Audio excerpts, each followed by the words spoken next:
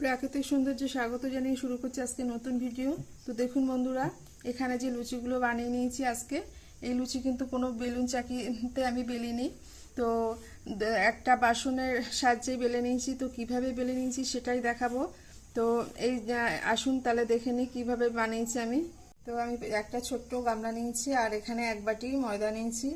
এই ময়দাটা আমি মেখে নেব, কিন্তু ময়দাটা মাখতে গেলে খুব ভালো মতো মাখতে হবে, তা না হলে যেহেতু আমি বেলুন চাকি ছাড়াই লুচিটা বেলবো, সেটা কিন্তু বেলা যাবে না।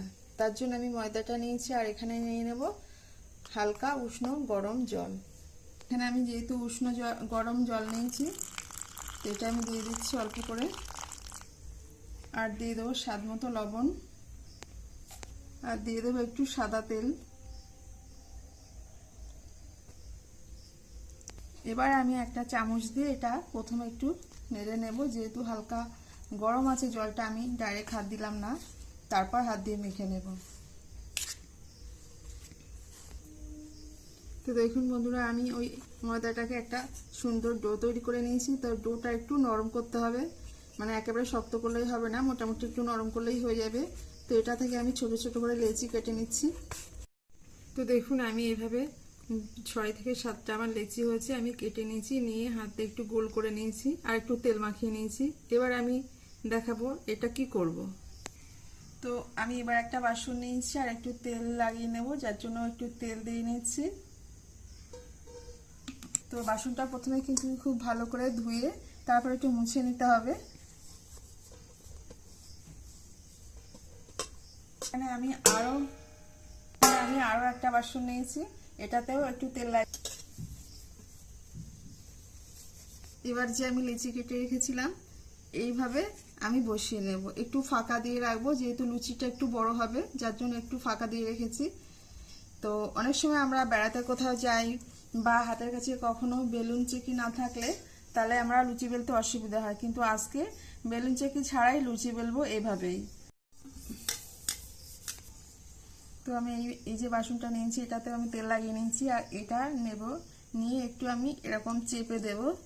আর কেউ যদি মনে করে এভাবে চেপে দেব না, তাহলে আর একটা বাটি নিয়ে বাটিটা নিয়ে একটু এইভাবে চেপে চেপে দিতে পারে বা একটু ঘুরিয়ে নিতে পারে, তাহলেও কিন্তু অসুবিধা নেই। তাহলে আজকে আমাদের যে টিপসটা বেলুন চাকি ছাড়া কিভাবে লুচি বেলবো সেটা, তো খুব সহজেই লুচিটা বেলা হয়ে যাবে। আমি দেখাচ্ছি, একটু আমি ঘুরিয়ে নিচ্ছি। তো আমি একটু চেপে নিয়েছিলাম, এবার আমি বাসনটা তুলে নিচ্ছি। তো দেখুন আমি দুটো লুচি বেলে নিয়েছি, খুব সহজে, খুব তাড়াতাড়ি হয়েছে। আর যেহেতু বাসনটা আমার ছোট, যদি বাসনটা একটু বড় থাকে তাহলে কিন্তু একসঙ্গে 4টে লুচি এভাবে বেলে নেওয়া যাবে। তো আমি এই দুটো তুলে নিয়ে আরো দুটো দেখাচ্ছি। তো আমি আরো দুটো লেচি নিয়েছি একই রকম ভাবে তেল মাখিয়ে। তো আমি আবার ওই বাসনটা দিয়ে একটু চেপে দেব। আর আমরা যেহেতু মানে বেলুন চাকি দিয়ে বেললে একসঙ্গে একটা লুচি বেশি বেলতে পারি না, কিন্তু সেই ক্ষেত্রে এখানে এখন দেখুন একসঙ্গে আমি দুটো বেলছি, আর বাসনটা বড় হলে আমি কিন্তু 4টেও বেলে দিতে পারতাম। তো আমি একটু চেপে চেপে বেললাম, তো এবার দেখাচ্ছি। তো দেখুন একই রকম ভাবে আরো দুটো হয়ে গেছে বেলা।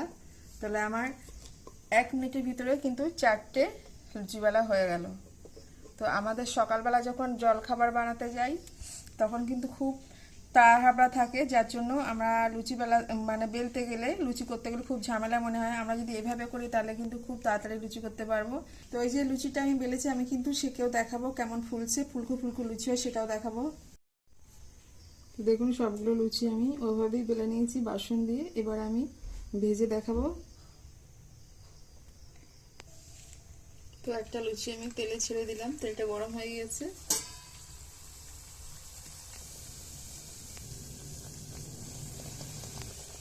তো বুঝতেই পারছেন লুচিটা কিন্তু আমার ফুলে উঠেছে।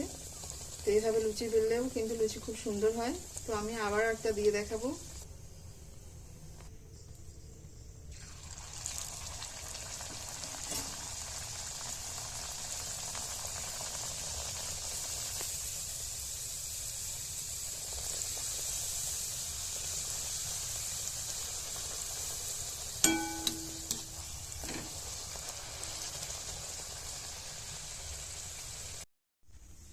তো দেখুন আমি সমস্ত লুচিগুলো ভেজে নিয়েছি, আর কত সুন্দর ফুলকো ফুলকো হয়েছে সেটা তো বুঝতেই পারছেন।